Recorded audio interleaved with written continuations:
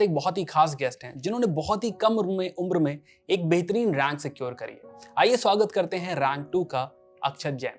Hello Akshat, welcome to the show. Thank you so much. So Akshat, पहला सवाल तो ये एक बहुत ही सिंपल सवाल मैं पूछूंगा आपसे कि रैंक 2 होके कैसा लगता है? सर ये ऑब्वियस बात है कि बहुत ही अच्छा लगता है, एकदम सरियल सी फीलिंग है।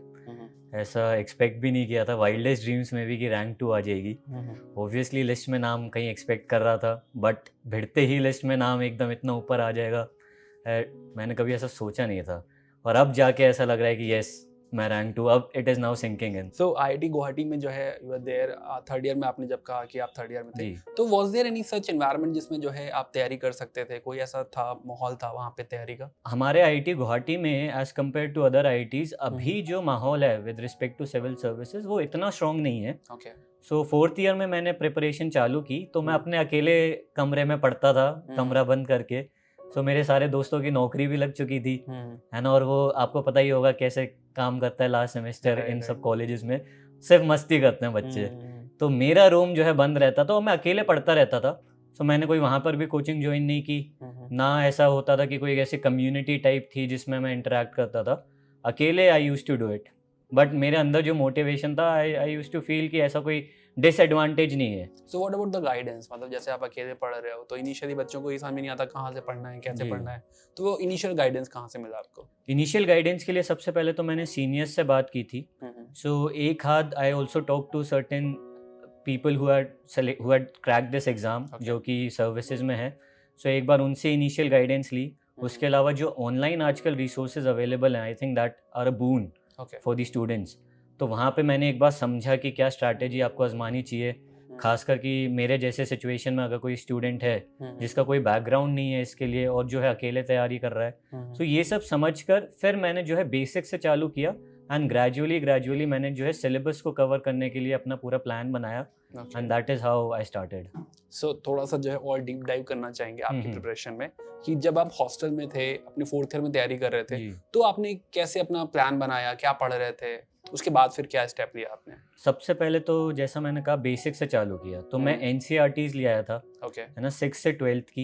And for all the subjects, आपके पॉलिटी, हिस्ट्री, ज्योग्राफी। सो पहले तो मैंने बेस बनाना चालू किया, बिकॉज जैसा मैंने कहा 10th के बाद से I had no particular experience in reading the social sciences. तो सबसे पहले तो बेस बनाना बहुत ज़रूरी था। ग्रेजुअली मुझे बहुत इंटरेस्ट आने लगा, खास करके पॉलिटी और हिस्ट्री में, तो और मज़ा आने लगा उसको पढ़ते पढ़ते। तब मुझे कॉन्फिडेंस भी बढ़ा कि हाँ यार, एक ऐसी चीज़ है जो मैं कर सकता हूँ। मतलब इतना कोई ऐसा इतना हवा जो है इस एग्ज़ाम का, शायद मुझे ऐसा लगा मिसप्लेस्ड है। तो धीरे धीरे कॉन्फिडेंस आने लगा। फिर I started to read the newspaper. मैं तो इससे पहले न्यूज़पेपर सिर्फ स्पोर्ट्स सेक्शन पढ़ता था, सिर्फ उसी को पढ़ के बस रख देता था। तो अब वो चालू किया। तो वो फोर्थ ईयर में स्टार्ट कर दिया था? फोर्थ ईयर में स्टार्ट किया, बिल्कुल कॉलेज में ही स्टार्ट किया। सो एक अखबार पढ़ता था, उसको समझता था। फिर कौन सा न्यूज़पेपर पढ़ रहे थे आप? हिंदू पढ़ता था मैं। तो हमारे यहाँ पे इनफैक्ट मुझे अब भी याद है क्या होता था, एक दिन पुराना आता था, हमारे वहाँ पे था नहीं गुवाहाटी में। तो उसको भी ऐसे पढ़ पढ़ के धीरे धीरे तो समझा कि अच्छा ये चीज़ें चल रही हैं, जिनका पहले बिल्कुल ही होश ही नहीं था। तो इंटरेस्ट आने लगा सर, बात ये है, इंटरेस्ट आने लगा, मज़ा आने लगा। तो उसके साथ फिर जो है ग्रेजुअली उसके बाद एडवांस बुक्स पे आई मूव्ड ऑन, है ना। सो मैंने जो है आपकी जो इनफैक्ट सिलेक्शन करवाती हैं जो books, be it Laxmikanth, be it spectrum, these basic. ये भी फोर्थ ईयर में स्टार्ट किया? ये फोर्थ ईयर में मैंने स्टार्ट किया, है ना। मार्च में मुझे याद है खरीद के लाया था, बिकॉज मेरे दिमाग में था कि अब प्री देना है इस बार का। ऐसा नहीं लगा कि this was March 2017? Yes, this was March 2017, मेरा फाइनल सेमेस्टर कॉलेज का। I had to tackle between my academics as well, but दिमाग में था कि इस बार का प्रीलिम्स देंगे, क्योंकि अंदर ही अंदर वो, जैसा मैं बता रहा हूँ आपको, कॉन्फिडेंस आने लगा था। तो इसलिए मैंने पूरी मेहनत लगा दी। आई सैक्रिफाइस माय लास्ट सेमेस्टर। जो मतलब मैं देखता था मेरे दोस्त मस्ती कर रहे हैं, ट्रिप्स पर जा रहे हैं, और कॉलेज में जो मस्ती चलती है आप सबको पता है, but I sacrifice because I had found my calling. And वो जो फ्लेम थी ना अंदर, ये कभी ऐसे महसूस नहीं हुआ था मुझे इससे पहले, क्योंकि जेई के टाइम पर भी और किसी भी, मैंने इससे पहले I had never found this particular flame. और ऐसा लगता था कि अब खुद से डिसीजन लिया है तो अब पीछे हट ही नहीं सकता। तो मैंने दिन रात एक जिसे करना वो मैंने किया, और उसके बाद फिर प्रीलिम्स में अपीयर किया मैं। So I missed by 2 marks, but that was a blessing in disguise for me. Why do you think so? So natural बात है, जैसा I have been highlighting this as well, in all of my interviews till now कि जो है you have to be mains ready whenever you give your attempt. तो तब ना तो मुझे आंसर राइटिंग की इतनी अच्छी प्रैक्टिस थी, I had started it but not as extensively. फिर उसके बाद जो है मैंने ऑप्शनल अपना कवर नहीं कर रखा था, मेंस के इतने सारे सिलेबस के पार्ट्स मेरे छूटे हुए थे। सो अगर मैं प्रीलिम्स उस साल का क्रैक कर देता, मेंस क्रैक करना मतलब कुछ ज़्यादा ही डिफ़िकल्ट टास्क हो जाता, और उस वजह से क्या होता कि मैं एक गलत साइकिल में फंस जाता। क्योंकि जैसा आपको मालूम है मेंस का रिजल्ट आने में अगेन 2-3 महीने लग जाते हैं। फिर जब रिजल्ट आता है तो फिर प्रीलिम्स की चिंता होने लग जाती है, आपको मार्क्स तो पता नहीं चलते कि कहाँ आपके एरियाज ऑफ इम्प्रूवमेंट रहे। सो मैं वो गलत साइकिल में फंस जाता और उसको मैंने अवॉइड किया। सो 2-3 दिन बुरा ज़रूर लगा, बट खुद ही मन रियलाइज़ हो गया कि अच्छा हुआ है और अब जो है पूरी जान के साथ निकालना है। ओके, सो फर्स्ट अटेम्प्ट दिया आपने जी, then were you still there in college या आप शिफ्ट हो गए? नहीं, I graduated in May 2017, so I straight away went to Delhi. तो जो मैंने प्रीलिम्स लिखा वो जयपुर से लिखा था, but I had graduated at by then, है ना। उसके बाद जो है पूरा अटेम्प्ट मैं दिल्ली में रहकर सेकंड अटेम्प्ट। सो दिल्ली मूव करने की कोई खास वजह? सो दिल्ली देखिए हब तो है, बिल्कुल इसमें कोई डाउट नहीं है फॉर सिविल सर्विसेज। वहाँ पर मुझे एक तो एनवायरनमेंट चाहिए था, राइट, एंड साथ में मुझे सर कोचिंग ज्वाइन नहीं करनी थी, बट मुझे टेस्ट सीरीज ज्वाइन करनी थी। ओके, तो टेस्ट सीरीज के लिए एक तो स्पेसिफिकली वहाँ पर रहा, और मुझे ऐसा लगा कि घर पर रह के अगर मेरी पढ़ाई ना हो पाए बट यहाँ हो जाएगी। बट हर किसी का अपना अपना रहता है, काफ़ी बच्चे घर पे रहकर भी पढ़ते हैं, और आई थिंक ये एग्ज़ाम आप घर पे रहकर भी कर सकते हैं। आजकल तो सर ऑनलाइन टेस्ट सीरीज भी हो गई, हर चीज़ ऑनलाइन हो चुकी है। So and I think in fact काफ़ी लोग हैं ऐसे जो सेलेक्ट हुए हैं, they were preparing from their homes. Right. So मैंने बट दिल्ली में की। Okay, yes. सो थोड़ा सा जो है रिवर्स इंजीनियरिंग करते हैं, स्टार्टिंग फ्रॉम योर ऑप्शनल। जी, एंथ्रो कैसे चूज किया आपने? सर एंथ्रो मैंने जो है एक तो फर्स्ट ऑफ ऑल मेरा जो ग्रेजुएशन है वो डिज़ाइन में रहा है। Okay. तो डिज़ाइन तो था नहीं out of the list of optionals. फिर मन ही मन आई वाज क्लियर कि मुझे साइंस सब्जेक्ट्स भी नहीं लेने हैं। Okay. क्योंकि मुझे ऐसा लगा कि मेरा अब एप्टीट्यूड वो रहा नहीं। जो हमारी ब्रांच में भी जो डिज़ाइन है उसमें फिजिक्स केमिस्ट्री मैथ्स की रिक्वायरमेंट नहीं होती। सो ऑलरेडी मुझे 3-4 साल हो गए थे उन सब्जेक्ट्स को छोड़े, एंड फिर मैं सिलेबस देख रहा था अदर काफ़ी सारे ऑप्शनल्स का, एक बार देख रहा था क्या क्या ऑप्शनल्स हैं। तो मुझे इसका सिलेबस एक तो बहुत फैसिनेटिंग लगा, खास करके इसका सोशल कल्चरल कंपोनेंट जो रहता है। सो मुझे वो बहुत अच्छा लगा। फिर मैंने जो है थोड़े सीनियर से गाइडेंस ली कि कैसा ऑप्शनल है, इसका कोर्स कैसा है, रिसोर्सेज कितने अवेलेबल हैं, और उस हिसाब से जो है मैंने फिर फाइनली डिसीजन लिया। एक बार जब ले लिया फिर मैंने सोचा भी नहीं कि अब जो है, कुछ बच्चे 1 महीने बाद ही सोचने लग जाते हैं कि यार अब बदल लो, ये सही नहीं लिया। बट मैंने कहा कि अब लिया है तो इसके साथ let us give one attempt and see what happens. मैंने सुना कि आपकी आंसर राइटिंग बहुत स्ट्रांग है, तो ये स्ट्रांग कैसे हुई है और कैसे वर्क किया आपने उस पर? सर बहुत स्ट्रांग तो खैर मुझे नहीं पता, बट ये है कि हाँ काम उस पर बहुत किया, मेहनत ज़रूर की। सो भिड़ते ही जब मैंने अपनी प्रिपरेशन खास करके सेकेंड अटेम्प्ट के लिए, when it was July 2017, I was very clear कि आंसर राइटिंग तो भैया करनी ही है, कुछ भी हो जाए। तो भिड़ते ही मैंने डेली आंसर राइटिंग चालू किया। तो जो करंट अफेयर्स में पढ़ता था उनके बेसिस पे 3 क्वेश्चन रोज सॉल्व करता था, ताकि एटलीस्ट एक चालू तो हो, प्रोसेस चालू तो हो, समझ में तो आए कि किस तरीके से लिखना है। फिर उसके बाद I switched on to full 3 hour test. मुझे कभी भी वो वाला डर नहीं रहा।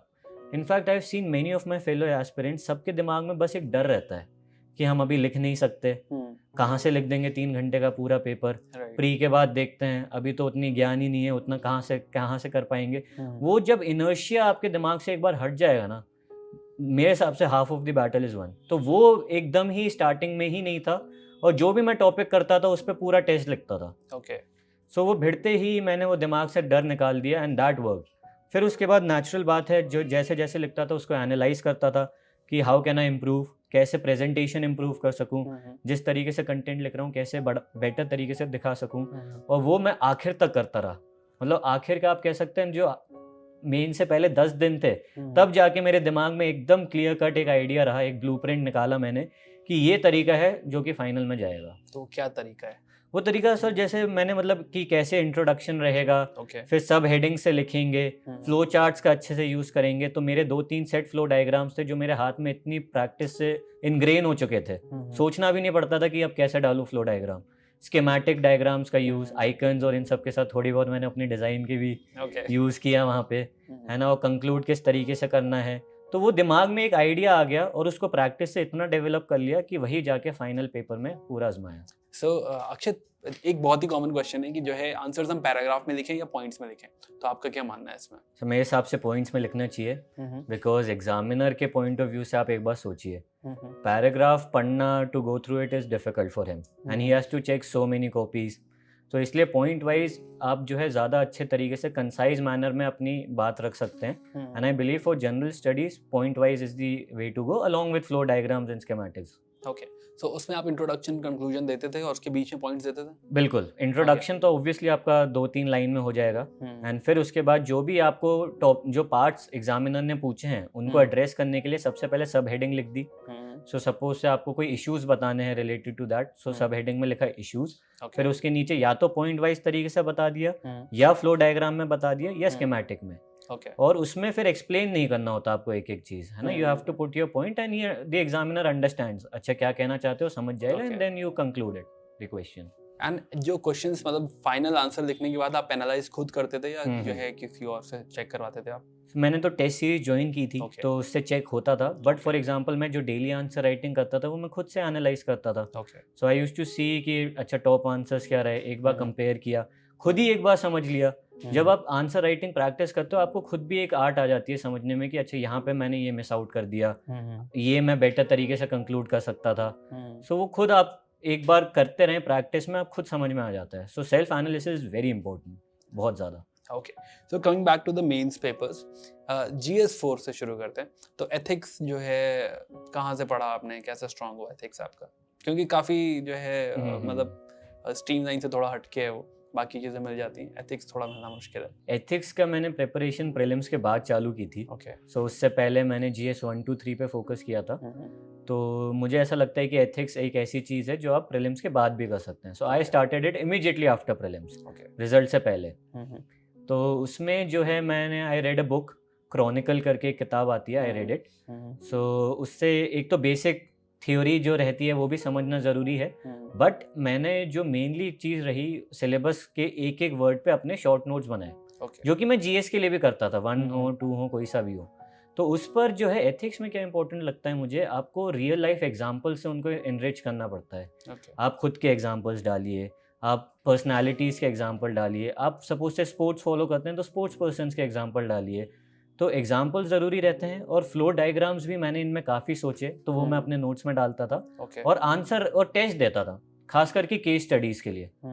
सो that is I think important for ethics, practice उसमें बहुत ज़्यादा ज़रूरी है। ओके, देन GS3 में कोई ऐसी खास स्ट्रैटेजी आपकी? सो GS 2 और 3 जो है मेरे हिसाब से क्या रहता है, इनमें डायनामिक कंपोनेंट जो है दैट इज़ वेरी इंपॉर्टेंट, साथ साथ स्टैटिक के। So you have to have this ability to link up dynamic and static concepts. तो उसके लिए मैं क्या करता था कि एक तो ठीक है अपनी जो स्टैटिक पार्ट पढ़ रहा हूँ, वो साथ साथ जो करंट अफेयर्स रहते थे उनको साइमल्टेनियसली रेफर करता था। तो सपोज से आज मैं जो है GS3 में एम्प्लॉयमेंट के बारे में पढ़ रहा हूँ, सो आई विल बी रेफरिंग अभी करंट अफेयर्स में क्या चल रहा है, सरकार के क्या इनिशिएटिव्स हैं, अच्छा रीसेंट डेटा क्या है, तो उससे I used to link it up और समझा करता था, बिकॉज दैट आपको उसमें मदद क्या मिलती है, आपको इंटरेस्ट आने लग जाता है when you are able to link up the theory with the current happenings. Similarly polity में देखिए, आप पार्लियामेंट के बारे में पढ़ते हैं, बिल मेकिंग प्रोसेस के बारे में पढ़ते हैं, तो साथ साथ अगर आप ये देखिए कि अच्छा पिछली लोकसभा की क्या एफिशिएंसी रही, तो आपको चीज़ें और अच्छे से समझ में आने लग जाती हैं। सो उन दोनों को लिंक मैं बहुत अच्छे से करता था, खासकर 2 और 3 में। सो दैट इज़ वेरी इंपॉर्टेंट। तो इसके नोट्स बनाते थे आप कुछ? जी, मैं हर चीज़ के नोट्स बनाता था। सो इंक्लूडिंग 2 हो 3 हो कोई सा भी सब्जेक्ट हो। तो आप नोट्स कैसे बनाते थे, थोड़ा सा बताओ आप। नोट्स सर मैं जो है बिल्कुल रफ तरीके से बनाता था। अक्सर बच्चे क्या करते हैं, स्टूडेंट्स क्या करते हैं कि अगर किसी किताब को पढ़ रहे हैं तो नोट्स में भी क्या करेंगे, एक और किताब ही छाप देंगे, एक समरी कर देंगे, ज़्यादा से ज़्यादा थोड़ी सी उसको छोटी कर देंगे, प्रॉपर सेंटेंसेस लिख के, पैराज लिख के। So that is not the way to go, I personally believe, क्योंकि नोट्स जो हैं अल्टीमेटली रिवाइज करने में आपकी बहुत मदद करते हैं। सो यहाँ पे मेरा इंजीनियर निकल के आता था, आप ये कह सकते हैं, एकदम रफ तरीके से फटाफट जो है जितनी बुरी हैंडराइटिंग में बस मुझे समझ में आ जाए उस हिसाब से फटाफट नोट्स बनाता था, एकदम शॉर्ट फॉर्म्स यूज़ करते हुए, बहुत ज़्यादा शॉर्ट फॉर्म्स। मेरे नोट्स दूसरे बंदे के लिए समझना इट इज़ वेरी डिफिकल्ट, है ना। सो ऐसे एकदम शॉर्ट तरीके से क्विकली बना देता था और रिवाइज फिर उनको आराम से करता था। और उसमें भी फ्लो डायग्राम्स, उसमें भी पॉइंट वाइज तरीके से लिखना, जिस तरीके से मैं फाइनल पेपर में लिखूंगा वहाँ पे भी वो झलकता था। सो GS1 की बात करते हैं अक्षर। सो GS1 में स्पेशली आर्ट एंड कल्चर का एक बहुत खौफ है, तो वो कहाँ से पढ़ा आपने और कैसे कवर किया उसे? आर्ट एंड कल्चर को मैंने जो है NCERT आती है 11th में, 11th क्लास की फाइन आर्ट्स NCERT। सो वो मुझे लगा बहुत अच्छा सोर्स है, खासकर कि आर्ट कल्चर कंपोनेंट के लिए। मतलब अब उसको एक तो मैंने अच्छे से पढ़ा और उसके अलावा मैं जो है नितिन सिंघानिया इनसे रेफर करता था। ऐसा नहीं है कि उसको पूरी पढ़ता था, बट जहाँ जहाँ मुझे लगता था कि कुछ इन्फॉर्मेशन की कमी रह गई टॉपिक्स में, सो उसको उससे रेफर कर लेता था।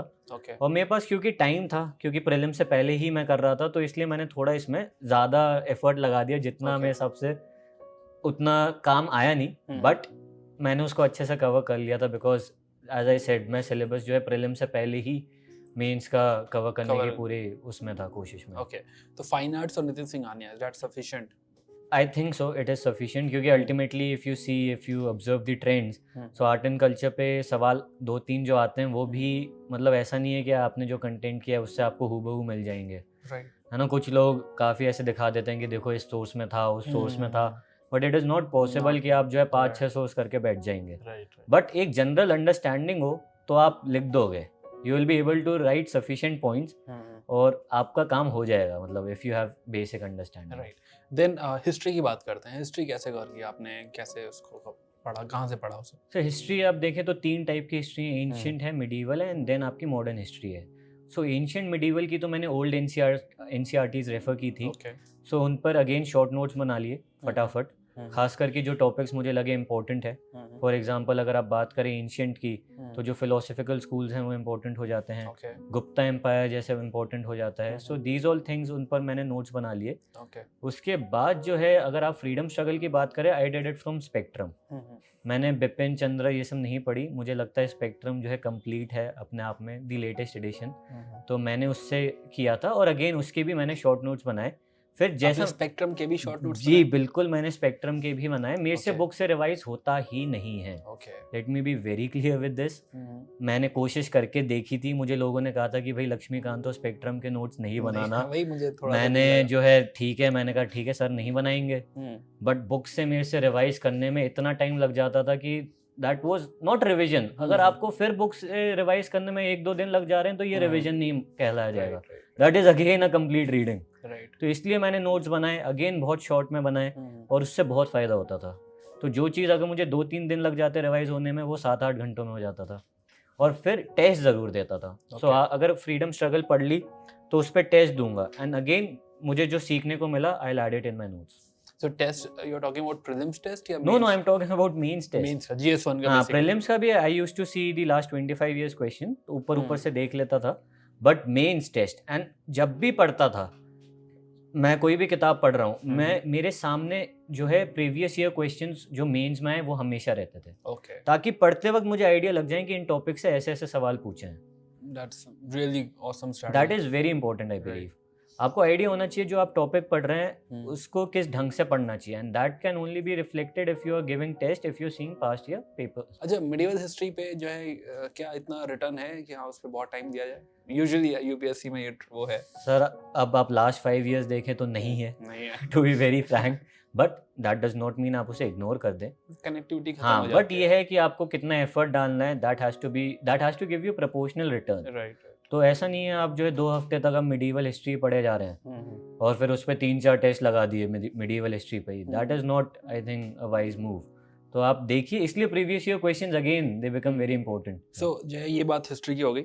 GS1 में भी कुछ टॉपिक्स जो हैं जो थोड़ा सा जो है सोसाइटी वगैरह की जो बात करें, आई थिंक आपका एंथ्रो है तो आपको उतनी शायद इश्यूज नहीं हुए होंगे, बट बाकी के जो टॉपिक्स हैं जो मेन हिस्ट्री और वर्ल्ड हिस्ट्री सबसे हट के हैं, वो कैसे कवर किया आपने? जैसा आप कह रहे हैं, एक तो मेरा एंथ्रोपोलॉजी हेल्प मी, है ना, सोसाइटी और जो कास्ट के बारे में भी, ऐसे जो इंडियन कम्युनिटी के बारे में क्वेश्चंस होते हैं, globalization also, so anthropology help me in that respect. तो मैंने इनके लिए कोई बुक रेफर नहीं की, और जो मैंने बट हाँ इन पर भी थोड़े से नोट्स बना लिए, थोड़े से छोटे नोट्स जो टेस्ट देकर मुझे ऐसा लगा कि हाँ ये क्वेश्चन ऐसा है, जिसमें सपोज से कॉमन सेट ऑफ क्वेश्चंस चल रहे हैं, तो अर्बनाइजेशन पे 5-5 10-10 पॉइंट लिख के बैठ गया, सिमिलरली विमेन एम्पावरमेंट पे थोड़े पॉइंट्स लिख के बैठ गया, एक बेसिक एक दो पन्ने इन पर भी बनाए, बट कोई बुक रेफर नहीं की इनके लिए। ओके, एंड वर्ल्ड हिस्ट्री के लिए आई रेफर्ड ऑनलाइन नोट्स, तो उनके विजन आईएएस के नोट्स थे, बट मैंने जैसे उसके लिए भी ज़्यादा टाइम दे दिया था और रिटर्न कुछ आया ही नहीं, तो अगेन आई विल से कि वर्ल्ड हिस्ट्री हो, मिडीवल हो,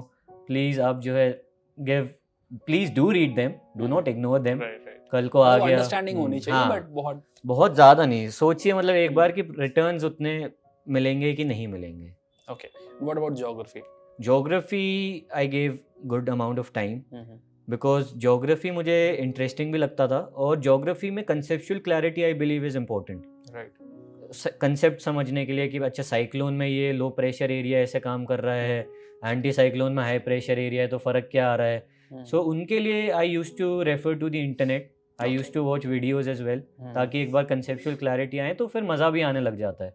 सो ज्योग्राफी में I feel diagrams are also very important, so उनकी भी मैंने प्रैक्टिस की, मैप्स बनाने की प्रैक्टिस की, एंड अल्टीमेटली ज्योग्राफी में भी वही कॉमन, डिजाइनर प्लस इंजीनियर का कॉम्बिनेशन हर जगह वर्क कर रहा है। सर डिज़ाइनर तो देखिए इसमें तो क्या ही ऐसे वो रहे, बट डिज़ाइनर वाले बात उसमें आती थी, अगर सपोज से मुझे स्कीमेटिक्स बनाने हैं तो उनमें मैं आइकन्स भी बनाता था, तो आइकन बना के उस पर लेबल कर दिया, बट मेरी जो डिज़ाइन है that is not about drawing, but हाँ एक ये है विजुअल, आपको पता है कि विजुअल जो चीज़ अच्छी लगती है that is able to fetch you marks, तो वो मेरा फोकस रहता था कि एग्जामिनर को थोड़ा आई कैच हिज आई इधर आ रहा है। सो ज्योग्राफी सोर्स क्या था बेसिकली? ज्योग्राफी के लिए I believe NCERTs are the most important source, specially the class 11th NCERT. उसके अलावा I refer G C Leong again for conceptual clarity and for enriching my content, जहाँ पे मुझे लगा कि थोड़ा और ज़रूरत है। And apart from that as I said online videos मैंने देखे जहाँ जहाँ मुझे कंसेप्ट समझना था। Okay, so is that sufficient? इसके अलावा खुल्लड़ वगैरह जो लोग रेफर करते हैं? नहीं, आई डोंट नो, मतलब आई डिड नॉट, जिसको करनी है करें, but I personally did not. और उसके अलावा टेस्ट ज़रूर दें, again the same theme repeats, test ज़रूर दें जो भी पढ़ें, क्योंकि उससे आपको समझ में आता है। फॉर एग्जाम्पल पहले मुझे डायग्राम्स की इंपॉर्टेंस ही नहीं पता थी, डायग्राम जो सपोज से अब ओशन करेंट्स और इन सब पर हो गए, या फिर आपके जो पूरा बाउंड्रीज पर होता था, I used to ignore them. बाद में रियलाइज हुआ कि यार यहाँ तो सबसे बड़ी इंपॉर्टेंट चीज़ तो इग्नोर ही मार दी जब टेस्ट दिए, तो that is how I used to benefit from giving test. Okay, so आपने कहा पॉलिटी में आपको बहुत इंटरेस्ट था जी, तो मेन सोर्स क्या था पॉलिटी का? पॉलिटी का मेन सोर्स लक्ष्मीकांत था।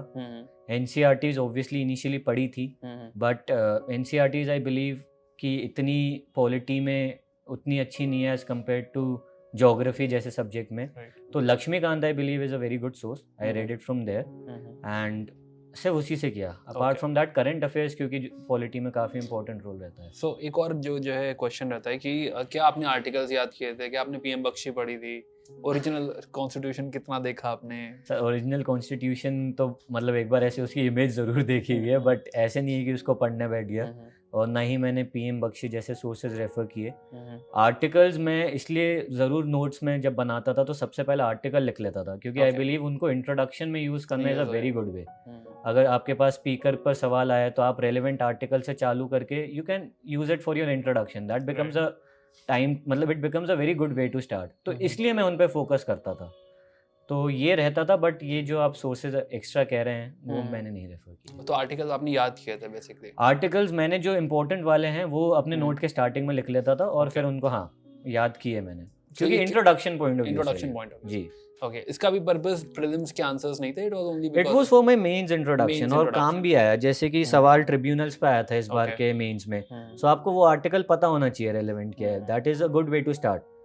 Article so and so of the Indian Constitution provides for the establishment of this and this, so that is a very good way to start। आपको ज़्यादा सोचना नहीं पड़ता, वरना कभी कभी इंट्रोडक्शन में ही सोचना पड़ जाता है कि कैसे इंट्रोड्यूस करूँ, right. so that is why I did it, not for prelims, not for anything else। so अक्षत, बात करते हैं साइंस एंड टेक की, क्योंकि आप इंजीनियर भी हो, तो जो है साइंस एंड टेक कितनी मुश्किल हुई, कहाँ से पढ़ रहे थे आप साइंस एंड टेक?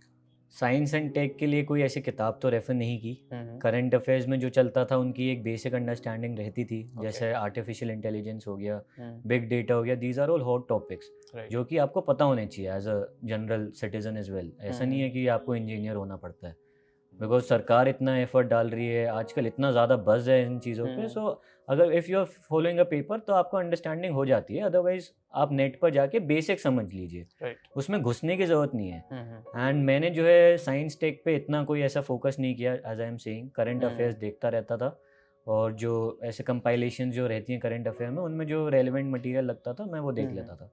और उसके अलावा ये हॉट टॉपिक्स पे मैंने एक ब्रीफ राइटअप तैयार कर लिया, एंड दैट इज़ इट। उससे ज़्यादा नहीं। मतलब कोई बहुत स्पेशल फोकस साइंस नहीं, ना प्रीलिम्स पॉइंट ऑफ व्यू से, ना मेंस पॉइंट ऑफ व्यू से। Okay, and what about environment and ecology? Environment ecology का if you see again that is more और less related to your current affairs. थोड़ा बहुत उसमें थ्योरेटिकल रहता है, खास करके प्रीलिम्स पॉइंट ऑफ व्यू से, मुझे ऐसा लगता है। तो इसलिए मेंस में तो करंट अफेयर्स ही था, सो जो पूरा करंट अफेयर्स से रहता था सिर्फ वही सोचता था। उनमें भी कुछ ज़रूरी टॉपिक्स पर मैंने थोड़े से नोट्स तैयार कर लिए, जैसे पोल्यूशन हो गया, खास करके एयर पोल्यूशन इतना हॉट टॉपिक चल रहा है आजकल, तो उस पर एक तैयार कर लिया। एंड सिमिलरली जो है वेस्ट डिस्पोजल पे तैयार कर लिया। ऐसे हॉट टॉपिक्स पे छोटे छोटे नोट्स तैयार कर लिए। अपार्ट फ्रॉम दैट प्रीलिम्स के लिए I did refer the Shankar book. मुझे ऐसा लगा कि एक थियोरेटिकल अंडरस्टैंडिंग भी होनी चाहिए, but I was very brief with it. ज़्यादा नहीं, मतलब इसमें एनसीईआरटी, बीटा पब्लिकेशन, ये सब कुछ एनसीईआरटीज। हाँ सर, इसकी एक बायोलॉजी वाली एनसीईआरटी जहाँ तक मुझे याद है, उसमें कुछ चैप्टर्स ऐसे रहते हैं that are relevant for environment. तो स्टार्ट तो मैंने उन्हीं से किया था। So they give you a basic understanding. जो आई थिंक 12th की it is the biology NCERT, जिसमें certain chapters are relevant to for this particular topic environment. Okay, we missed on economy. Economy में जो है Indian economy आपने जो है कैसे तैयार करी? Indian economy I read first of all this book Sanjeev Verma. Before Sanjeev Verma naturally NCERTs, क्योंकि इसमें 11th 12th के NCERTs I believe are very good. So इसमें ज़रूरी है एनसीईआरटी करना, that helps you have this base, understand the basic concepts like GDP, GNP and all. फिर उसके बाद देयर इज दिस पतली सी बुक संजीव वर्मा। सो मैंने जानबूझकर रमेश सिंह रेफर इसलिए नहीं की थी क्योंकि दैट इज़ वेरी बल्की। तो Sanjeev Verma I found to be interesting. Apart from that पूरा उसका अगेन करंट अफेयर्स का रहता था, और कंसेप्चुअल क्लैरिटी इसमें भी मैंने काफ़ी फोकस की। तो वाज दिस सफिशिएंट कि हाँ Sanjeev Verma along with NCERTs? I think so, and you obviously have to link it up with the dynamic part as I am saying. तो उसमें भी जो टॉपिक वाइज आप नोट्स बनाइए, अच्छे से डिफाइंड है सिलेबस, उसको अच्छे से कवर करें, है ना। सो मैंने भी यही किया। कोई भी टॉपिक एनवायरनमेंट का है, इकोनॉमिक्स का है, फॉर एग्जांपल इन्वेस्टमेंट मॉडल्स हैं, तो थोड़ा सा समझ लिया अच्छा ये टाइप के इन्वेस्टमेंट मॉडल्स होते हैं, और करंट अफेयर्स में उन पर क्या चल रहा है। क्योंकि फॉर एग्जांपल सरकार जो है पीपीपी मॉडल को रिवाइज कर रही है, सोच रही है कि क्या कमियां रह गई, तो ये जो है एक करंट अफेयर वाली चीज़ है। सो आप उसको समझिए, that again adds value, adds clarity, adds interest. तो ऐसे same approach. So coming back to prelims, apart from जो मुझे लगता है कि कि बहुत ज़्यादा जानकारी होनी चाहिए, उसके अलावा क्या मैटर करता है प्रीलिम्स में? नेचुरली प्रीलिम्स में फर्स्ट ऑफ ऑल आपका नॉलेज तो होनी चाहिए, फैक्ट्स एंड ऑल आपको अच्छे से, you have to be well versed with them, have to revise them. But साथ में उसके अलावा आई थिंक एक चीज़ और जो मैटर करती है, आप किस तरीके से पेपर सॉल्व करते हैं। जो 2 घंटे में आप कैसे अटेम्प्ट करने वाले हैं, that is something which I believe is very important. So that comes through again giving test, full 2 hour proper test. So आप कितने क्वेश्चंस अटेम्प्ट करने वाले हैं, आप किस तरीके से फॉलो करते हैं जो आपको मैक्सिमम मार्क्स देता है। सो that is very important. For example मेरा एक फिक्स तरीका बन गया था। मैं क्या करता था, मुझे एक तो रियलाइज़ हुआ कि मैं बहुत सिली मिस्टेक्स कर रहा हूँ। इनकरेक्ट, करेक्ट वाली, नॉर्थ टू साउथ वो पूछ रहा है अरेंज करने को, मैं साउथ टू नॉर्थ कर दे रहा हूँ, क्लॉकवाइज कर रहा है तो एंटी क्लॉकवाइज कर देता हूँ। तो ये मुझे रियलाइज़ हुआ, तो इसको मैंने कैसे एड्रेस किया, मैं जो है सर्कल लगाने लग गया। जैसे ही क्वेश्चन पढ़ा, वहाँ देखा करेक्ट लिखा है, तो उस पर गोल, बहुत बड़ा गोल लगा दिया। नॉर्थ टू साउथ अगेन एकदम ऐसा बड़ा गोल लगा दिया। तो ऐसी चीज़ों से एक तो मैं अपनी ये जो कमियां थी उनको इम्प्रूव करने लगा। फिर मैं जो है क्या करता था कि एक जगह पे लिखता रहता था जो क्वेश्चंस मैं छोड़ रहा हूँ, ताकि अच्छे से नेविगेट कर सकूँ। बार बार ऐसे पेपर में पलट पलट के ढूंढने की जरूरत ना पड़े कि यार कहाँ छूट गया, कौन सा रह गया। और मैं जो है 3 राउंड्स में सॉल्व किया करता था। So these I believe are things that matter. वो आपको एक तरीका देती हैं, आपको पता चल जाता है कि मेरा आउटपुट मैक्सिमम तब निकल कर आता है जब मैं ये अप्रोच से सॉल्व कर रहा हूँ paper, and this comes through practice. और जो भी आप ये बना लें, you have to follow it in the final paper, please do not deviate from it. So I believe this also is very important apart from the knowledge. Okay, so finally जब mains की बात देने के बाद आपको confidence था कि हाँ जो है इंटरव्यू कॉल तो आएगा ही आएगा जी, राइट। तो जब फाइनली इंटरव्यू कॉल आया तो उसके बाद फिर क्या स्टेप था आपका? जब इंटरव्यू कॉल आया तो पहले तो मुझे बहुत अच्छा लगा कि अब अपनी पर्सनालिटी दिखा पाऊंगा, so I was looking forward to this entire process and I personally believe कि जो पूरा इंटरव्यू प्रोसेस रहता है that is the most enriching experience in this entire journey. You get to work on your personality and you get to show it to others, क्योंकि लिखित में आप अपनी ठीक है नॉलेज बता दी, but face to face is all together a different game. तो उसके लिए नेचुरली मैंने जो है प्रिपरेशन चालू की. आई यूज टू बी रिलैक्स्ड, है ना, कंपेयर टू प्री और मेंस. उतना ऐसा नहीं है दिन में जो है खूब घंटे पढ़ रहा हूँ, है ना. I use to discuss with my friends, I use to focus on the current affairs. तब थोड़ा ज़्यादा इंपॉर्टेंस बन जाती है आपके खुद के डैफ पे जो बायोडेटा है. एक बार आप खुद को भी समझते हो, अच्छा मैंने ये कर रखा है, आप खुद भी सोचते हो मैंने क्यों किया था ये जो मेरी खुद की लाइफ से रिलेटेड इन्फॉर्मेशन है उसकी खुद भी आपको रेलेवेंस समझ में आने लग जाती है. तो that is also one thing you find yourself again. And again I gave mock interviews, I gave at different places. मेरा इंटरव्यू जो है आखिरी में था, so I was able to give 8 to 9 mock interviews as well. And जब भी जाता था I used to go with this confidence कि अब दिखाऊंगा कि अक्षत जैन जो है ये चीज़ है. एंड कभी भी नॉलेज नेचुरली इंटरव्यू में भी इम्पोर्टेंट रहती है, उसमें भी बिना नॉलेज के तो आप नहीं जा सकते. तो मैंने अगेन इस पे भी इंटरव्यूज़ के लिए स्पेसिफिकली शॉर्ट नोट्स बना दिए ऑनलाइन, खास करके current affairs relevant. What were the final question जो आपसे पूछे गए? सर फाइनल क्वेश्चन जो है मतलब काफ़ी अनएक्सपेक्टेड सा मेरा इंटरव्यू रहा था. मतलब एकदम ऐसे सोचा नहीं था. So there was this water bottle lying in the room. Kinley की बॉटल थी एक. सो उन्होंने they first of all confuse me to be a product designer. I have done my graduation in design, तो उनको लगा कि मैं product designer हूँ. सो उन्होंने बॉटल रख दी पानी की. अब कहा कि बताओ इसके डिज़ाइन फीचर्स. ठीक है, I started to explain and then they kept on asking few more questions and उसमें से आधे मुझे नहीं आते थे. फिर ऐसा नहीं हुआ कि एक मेंबर ने पूछा खत्म हो गया. Other one also started to ask. Finally the chairman also started to ask me on that particular bottle and it was a bouncer after bouncer you can say. And ultimately, but what I think worked in my favor was that I was very calm. As I am saying, ये interview जो process है, that is not about how much you know. It is about your personality. आप कितने confidence हैं में आप जवाब देते हैं, आपकी body language क्या reflect करती है, and whether you are able to handle such extraordinary situations or not. So मैं पूरे time बड़े calmly smile करते हुए जवाब देता था. नहीं आता था, I used to be very honest. Sir, I am really sorry, I do not know. And मैं ये ज़रूर कहता था sir I will go and try to understand about it. So you have to show that willingness to learn as well. ऐसा नहीं है कि आप यहाँ जो है एक नौकरी के लिए आए और बस खत्म हो गया. You must show that eagerness to learn things as well. And ultimately जैसे मुझे याद है मेरे चेयरमैन जो सर थे उन्होंने ये भी कहा कि this bottle is going to haunt you forever. अब ऐसे में तो मेरी हवाइयाँ उड़ जानी चाहिए थी, but I was like no sir, this is absolutely fine. I really like this conversation and I'm going to understand about it. It's not a issue. So वो भी आपको जो दिखता है कि बंदा cheerful है ना, he is a good person to interact with. That I think ultimately matters. So अक्षत अभी एग्जाम आने वाला है और जो है अभी अगर कोई जो है आप टिप्स देना चाहोगे, हाँ क्या ऐसा करना चाहिए कि कुछ इम्प्रूवमेंट हो सकता है मार्क्स में, तो क्या होगा वो? अभी 1 महीने में प्रीलिम्स है like you are saying. So prelims के लिए I just say to all the aspirants कि टेस्ट राइटिंग करें, प्रॉपर 2 hours टेस्ट दें. ऐसा नहीं कि आप जो हैं बस एक 10 क्वेश्चन ऐसे कर लिए. बाकायदा 2 घंटे का पेपर दें, अच्छे से एनवायरनमेंट में दें. Just experience that pressure and like I have been saying, just formulate that particular strategy, that approach that gives you the maximum marks. तो एक बार अभी से वो अपने दिमाग में डाल लीजिए एंड जस्ट रिवाइज. रिविजन पर बहुत फोकस कीजिए. I think now is not the time to go for new content until unless आपको लगता है कि हाँ कोई ऐसा टॉपिक है जो छूट गया.